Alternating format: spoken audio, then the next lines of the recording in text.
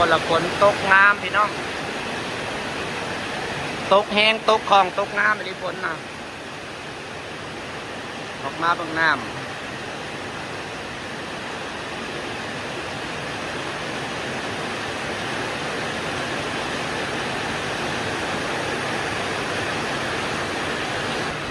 ออกมาเบื้องน้ำว่าถ้าฝนตกแห้งน้ำสิล้นบอกพี่น้องฟ้าแห้งอย่างนี้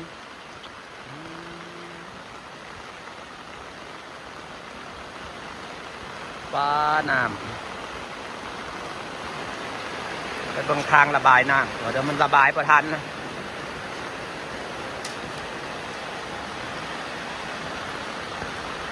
ฝนตกแห้งเกือบล้นเกือบล้นมันระบายประทันพี่น้องนี่เลยว่าหน้ามันไหลออกข่างเบิด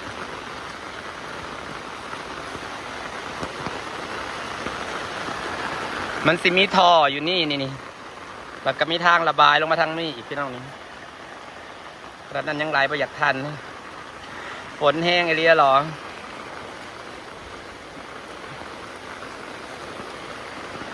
ว่าหน้าเอาให้มันไหลออกข่างเบิดเด้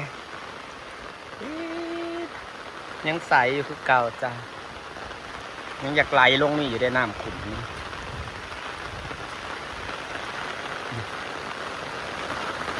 ตรงทางน้ำก็เด้อ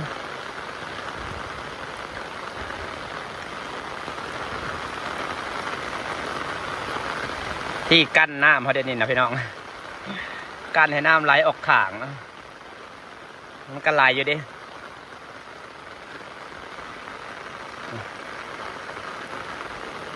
มาให้น้ำขุ่นลงให้มีแต่น้ำใส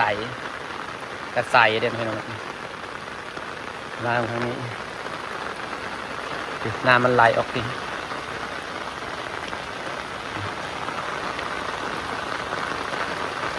ไหลออกทีแล้วก็ไหลลงขาง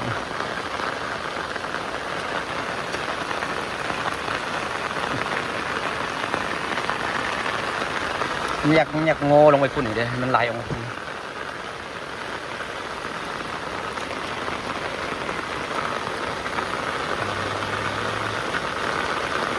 เดี๋ยวก็ฝนในน้ำนะ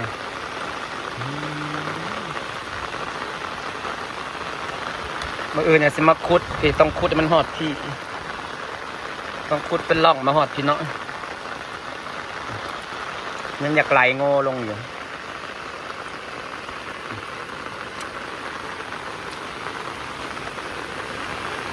ฝนแห้งขักพี่น้อง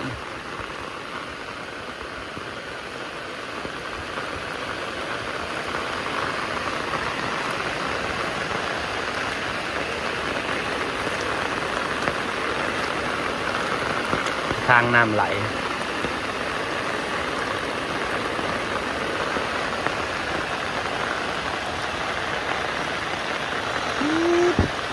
น้ำล้น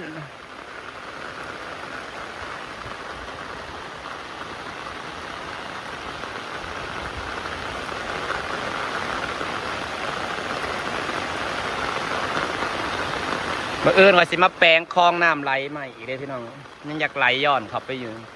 มันไปทางน้ำนี่ฝนมันตกแห้งขักกระดิปู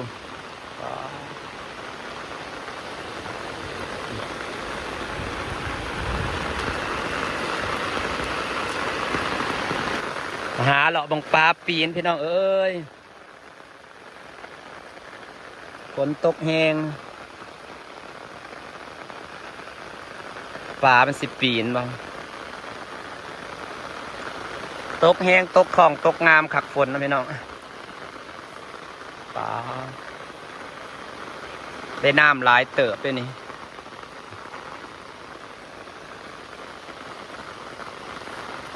น้ำจะนอกนะไหลปลาปีนดินมันแห้งโดนเพราะฝนตกมาน่ะเจือนนะพี่น้องนี่เจือนเขาบักหลายๆเจือนเขาป้ายขนาดมันเป็นแนวสโลปเลยเดี๋ยวยังเจือนอยู่ขนาดสั้นนี่เจือนขัดกันเนี่ยได้นี่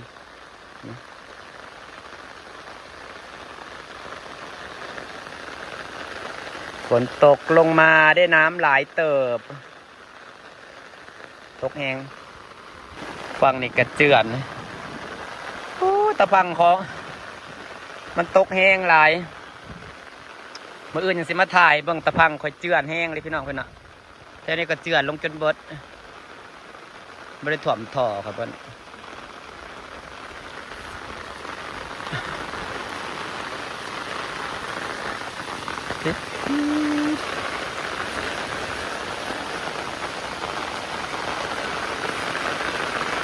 ปลาปีนปลาคอใหญ่ปีนปลาคอปีนขึ้นแต่น้องพี่น้องนี่น้องมีปลาคอใหญ่เสยป้าฝนน่ะตกงามอีหลีป้านี่ใครแต่คลองน้ำมันยังใสคือเก่าเพราะว่าเอาเห็ดทีกั้นน้ำแล้ว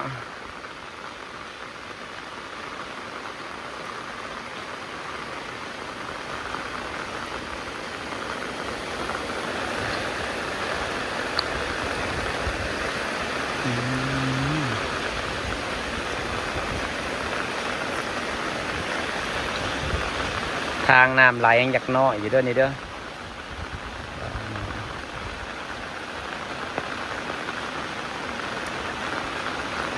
กันกังเว้นคือจะเห็นขักพี่น้อง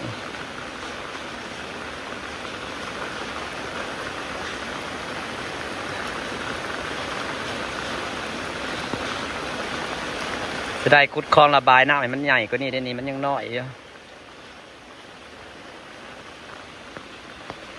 ยังน้อยอยู่พี่น้องนี่ตอนหน้ามันมา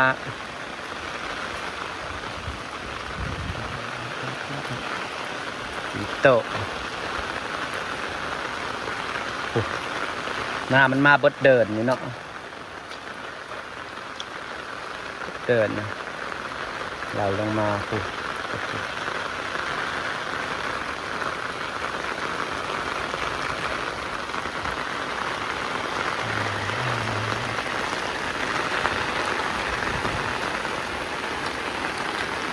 ปรับบรรยากาศซับนี้แหละพี่น้องพาเลาะบางน้ำฝนตกแห้งตกขักเอลิง